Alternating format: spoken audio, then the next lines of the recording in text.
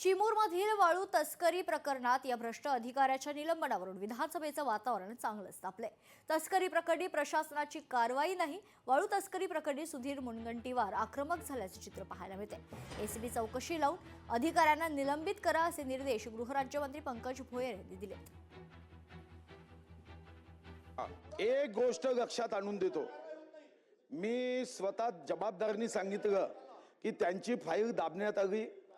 आज जेव्हा लक्षवेधी आली तेव्हा ती फाईल चहल साहेबांकडे आज आली।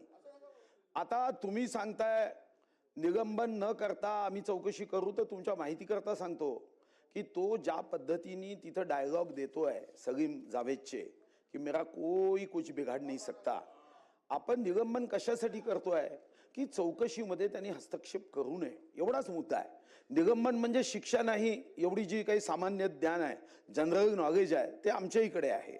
म्हणजे आपण ताबडतोब निलंबन करावं ही मंत्री महोदयांना हात जोडून आग्रही मागणी आहे। सन्माननीय मंत्री महोदय, सभागृहाचे ज्येष्ठ सदस्य सन्मान्य सुधीरभाऊ मुनगंटीवार यांना माझी विनंती आहे। आपण सभागृहाचे ज्येष्ठ सदस्य आहात, निश्चितच सरकारवर कोणाचाही दबाव नाही, कारण ह्या देशाचं नेतृत्व सन्मान्य पंतप्रधान नरेंद्रभाई मोदी करतात आणि राज्यामध्ये हा गृह विभाग सन्मान्य मुख्यमंत्री देवेंद्र फडणवीस साहेबांच्या नेतृत्वात अतिशय भक्कमपणे चांगलं काम पारदर्शक पद्धतीने या ठिकाणी करतो।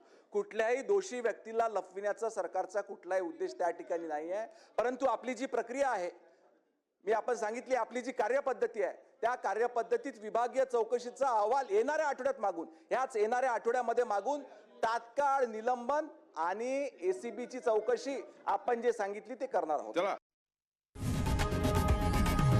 लोकशाही मराठी ऐका, पहा, जागरूक रहा।